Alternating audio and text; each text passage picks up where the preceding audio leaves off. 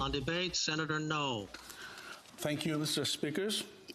Honorable colleagues, I rise today on a matter of great importance, my motion for the Government of Canada to call upon 6 or more of the current parties to the Act of the International Conference on Vietnam to agree to reconvene the International Conference on Vietnam.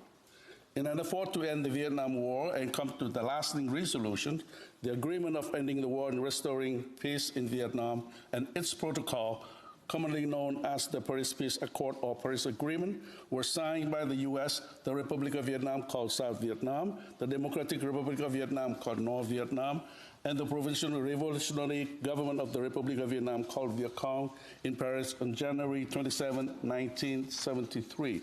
Some of the key provisions of the Paris Peace Accord called for a ceasefire throughout Vietnam, ban on introduction of war material and military troops into South Vietnam, and creation of the International Commission of Control and Supervision called ICCS to monitor the implementation of the specific provision of the Paris Peace Accord.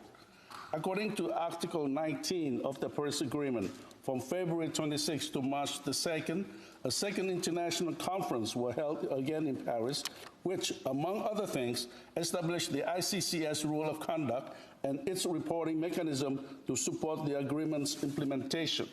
The conference was concluded on March the 2nd, 1973, by the signing of the Act of the International Conference of Vietnam, called the Act, wherein the parties of the Paris Agreement and 8 other countries, Canada, France, Hungary, Indonesia, Poland, UK, Soviet Union, and China, pledged they would henceforth not only to uphold and support its term, but also abide by its provisions, including those related to foreign interference. Both the Paris Agreement and the Act were registered with the United Nations Secretariat on May the 13th, 1974. In addition to many Canadian soldiers that died during the Vietnam War, Canada made significant contributions toward the effort to reach a lasting peace in Vietnam. It was the part of the First International Commission for Supervision and Control in Vietnam, established by the 1954 Geneva Accord. It was part of the Second International Commission for the Control and Supervision, the ICCS, established by the Paris Peace Accord, sending peacekeeping force in 1973 to investigate compliance and uphold its provision, and more importantly, is a signatory to the Act of the International Conference on Vietnam. As one of the signatories of the Act, Canada played an integral supervisory role in the effort to support peace. As part of the ICCS, along with Poland, Hungary, and Indonesia, which were at the time respectively communist countries and a dictatorship, were made key contribution by investigating and overseeing that respect of the ceasefire, withdrawal of troops, and return captured military and civilians personnel were maintained. Unfortunately, Canada's role was rendered difficult as it was the only democratic nation member of the ICCS, the 4 nations that had to unanimously agree to investigate the violations. During Canada's time as the member, at least 18,000 ceasefire violations were reported. During the same time, only 1,081 complaints were investigated by the ICCS.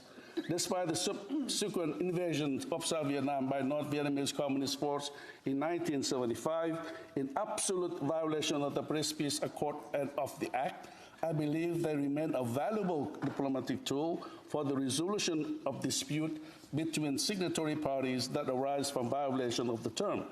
I wish to draw your attention to Articles 7A and 7B of the Act, which provide a useful mechanism for dispute settlement in the event of the Paris Peace Accord are infringed upon. Article 7A allows the party to determine necessary remedial measures in the event of violation of the Paris Peace Accord, which threaten the peace, the independence, sovereignty, unity, or the territorial integrity of Vietnam, or the right of the South Vietnamese people to self-determination. Article 7B provides for the International Conference on Vietnam be reconvened upon joint request by the government of the United States of America and the government of the Democratic Republic of Vietnam on behalf of the party signatories to the agreement, or upon requests by 6 or more of the parties to this act. Canada has vested interest in continuing to uphold stability, peace, and democracy in Asia. To this end, it is incumbent upon Canada's government to call upon 6 or more of the current parties to the Act to agree to reconvene the International Conference on Vietnam. There are compelling arguments that indicate there are sufficient ground to engage Article 7B of the Act and thereby reconvene the said conference. On April 23, 2015, Journey to Freedom Day Act was adopted. The first 2 elements of the preamble acknowledged the involvement of Kenyan forces by assisting in the enforcement of Paris Peace Accord and the subsequent invasion of South Vietnam by military force of the People's Armies of Vietnam and the National Liberation Front in 1975. Considering these first 2 elements of the said preamble, the Parliament of Canada unequivocally recognized violation of the agreement on ending the war and restoring peace in Vietnam and its protocol, and the Act of the International Conference on Vietnam. Not only are there no provision within the Paris Agreement allow the party to terminate it, but also the Vienna Convention of the Law of Treaties that provides the mechanism for state to either withdraw, terminate, or suspend treaties is inapplicable in this case, as it came into force after the Paris Agreement was reached. Article 4 of the Vienna Convention regarding its non-retroactivity made it possible to invoke it. Furthermore, the United States has never ratified it. Additionally, when the United States and Vietnam decide to establish diplomatic relations after the fall of Saigon and the reunification of South and North Vietnam, public statements referring to the Paris Accord were made by their respective officials, thus suggesting it could be considered as still in force, at least in part. As in the case with the Paris Peace Accord, the Act is bereft of provision which allow for its termination or sunset clauses for its application. Also, since the Vienna Convention of the Law of Treaties come into effect after the Act, the Convention is also inapplicable to the Act. Contrary to the Paris Peace Accord, where customary international law make it difficult to give a clear-cut and conclusive answer because of the ambiguity regarding its status, in this particular case, one must look to customary international law to interpret the Act. Such an interpretation would imply that the Act continues to be enforced, as it specifically provides a mechanism for the international conference to be reconvened without the U.S. and Vietnam jointly requesting it. Therefore, the Act continues to be binding on the other 8 signatory countries. Furthermore, the Act is listed among multi-party treaties and agreements by the U.S. Department of State are still in force as of January 1st, 2020, with Canada still listed as one of the parties. For the purpose of reconvening the international conference in accordance with Article 7B, in fine, Canada, France, Hungary, Indonesia, Poland, UK, US, Russia, and China, most of which are democratic countries, including Hungary, Indonesia, and Poland, which were not at that time, should be considered as being the current party to the Act.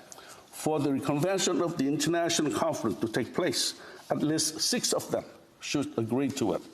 Alternatively, and pursuant to Article 7B, in limine, the reconvention of the conference could also happen if the U.S. and Vietnam jointly requesting it, provided that Vietnam clearly states its intention in continuing North Vietnam participation in the Act. Ultimately, if there is a consensus among the parties that the Paris Agreement continues to be enforced, it can be reopened and renegotiated. The same applies to the Act. In its case, it would allow for the international conference to be reconvened in according to the Article 7B.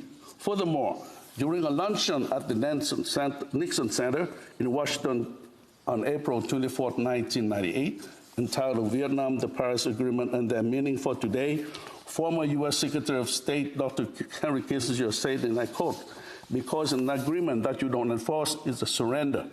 It's just writing down surrender term, and that we never intended. Every senior members of the administration, including myself, the Secretary of Defense, the Secretary of State, is represented in compendium of statements that said publicly every other week that we intended to enforce the agreement. There was nothing new about that. Moreover, reconvening this international conference can also be a valuable mechanism to initiate negotiation in some of the most pressing geopolitical issues in Asia today, such as the South China Sea dispute. Article 4 and 5 of the Act indicate that its signatories, including China, and I quote, solemnly recognize and strictly respect the fundamental national rights of the Vietnamese people, independence, sovereignty, unity, and territorial integrity of Vietnam, as well as the right to the South Vietnamese people to self-determination. The parties to this act shall strictly respect the agreement and the protocol by refraining from any action at variance with their provision. In 1974 and 1988, China invaded Vietnam's Paracel Island and Spratly Island, respectively. These invasions are a violation of the Act, allowing any signatory country to reconvene the international conference as per the conditions set out on Article 7B of the Act.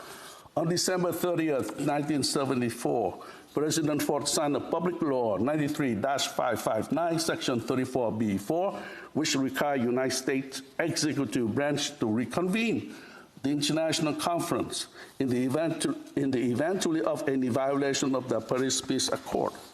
By the intermediary of Article 7 of the Act, and by invoking the spirit of Public Law 93-559, the U.S. has legal ground to initiate the reconvention of the international conference and to force signatories governments to a conference table where China has no veto power and where it can be held accountable for each unlawful invasion and disruption stability in South China Sea.